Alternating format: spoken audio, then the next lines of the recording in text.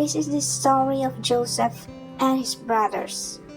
Joseph showed his new coat of many colors to his 10 older brothers. They said, "Our father never made us coats of many colors." The brothers were angry, very angry, because of Joseph's new coat. One night while Joseph lay sleeping, he dreamed a dream, a strange dream. He dreamed he and his brothers were in the field tying sheaves of wheat. Suddenly, his sheaves stood up straight and tall. His brothers' sheaves gathered around and bowed to his sheaf. Joseph told his brothers the strange dream. They said, "Do you think we're going to bow down to you?" The brothers were angry, very angry, because of Joseph's strange dream. Joseph's brothers went to a faraway place to find green grass for the sheep. When they had been gone a long time, Father Jacob said to Joseph, "Go see if your brothers are well, and if it be well with the sheep." Joseph put on his coat of many colors. He said goodbye to his father. He said goodbye to his little brother Benjamin. Then he began the long, long walk.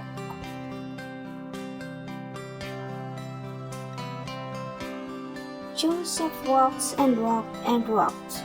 At last, from the top of a hill, he saw his brothers and the sheep camped by the road that leads to Egypt. Joseph shouted to them. He waved to them. He was happy to see them. But Joseph's brothers were not happy to see him. They said, "There comes the dreamer." When he came near, they took hold of him. They pulled off his coat of many colors. They threw him into a deep pit. Joseph begged them to take him out of the pit and let him go home. But they paid no attention to his cries. They sat down and ate their lunch and didn't give Joseph even a crust.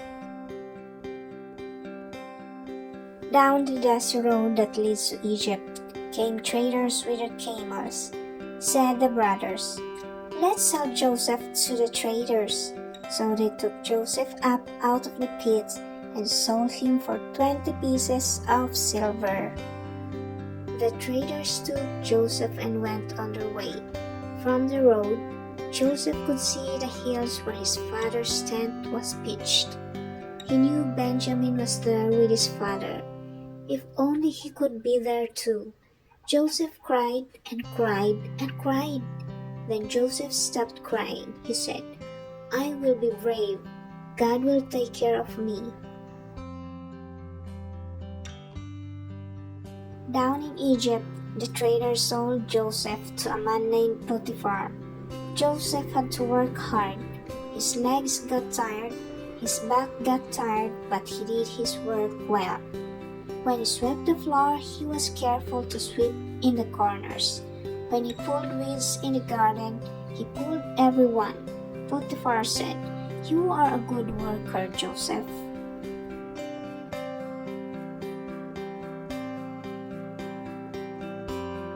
Joseph learned to talk like the people of Egypt.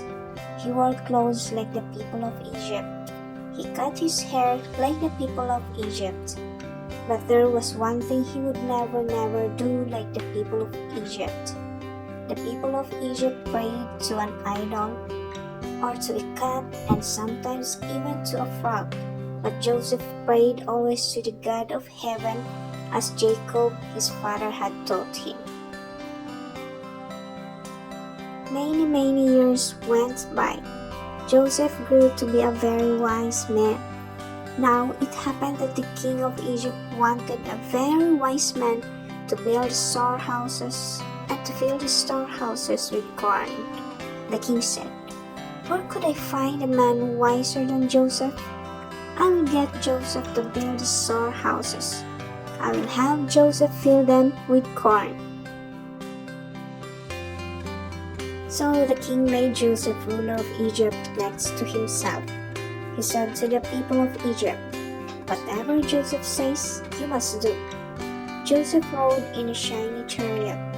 He drove a team of prancing horses. Joseph built the storehouses for the king. He filled the storehouses with corn.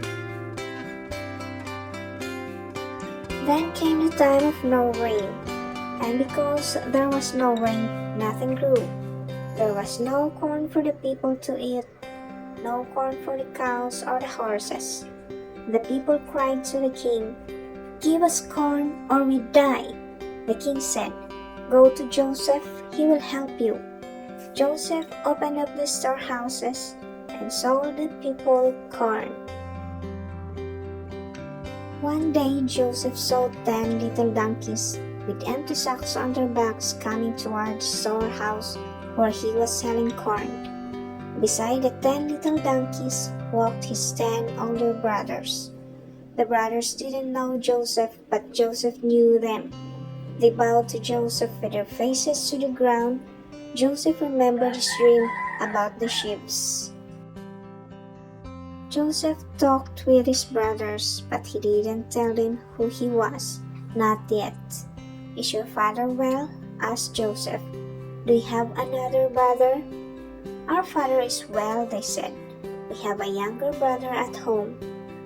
"When you come again to buy corn," said Joseph, "bring your younger brother with you." Joseph filled their empty sacks with corn, and the 10 little donkeys went home. The brothers came again to buy corn. This time Benjamin was with them. Joseph stood up before his brothers, and they still didn't know him. Then he said, "I am Joseph." Benjamin was happy to see Joseph, but the 10 older brothers were afraid. They said, "Now Joseph will punish us for selling him to the traders." But Joseph said, "Don't be afraid, come to me." Joseph hugged Benjamin and all his brothers.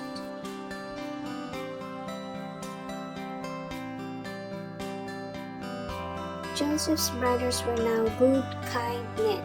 They were sorry for what they had done. Joseph gave each of them a new coat. He sent home with his brothers many presents for Jacob, his father. He sent wagons to move them all down to Egypt, where there was plenty of corn. Joseph watched the road, and one day he saw the wagons he had sent, and the 10 little donkeys and his brothers with his father's sheep, all coming down the road to Egypt. Joseph jumped into his chariot. He galloped his horses up the road to meet them.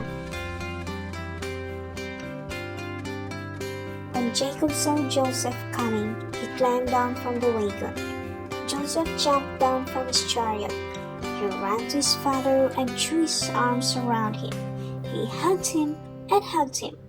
Now Joseph and his father and Benjamin and his 10 older brothers would all live together happily in the land of Egypt.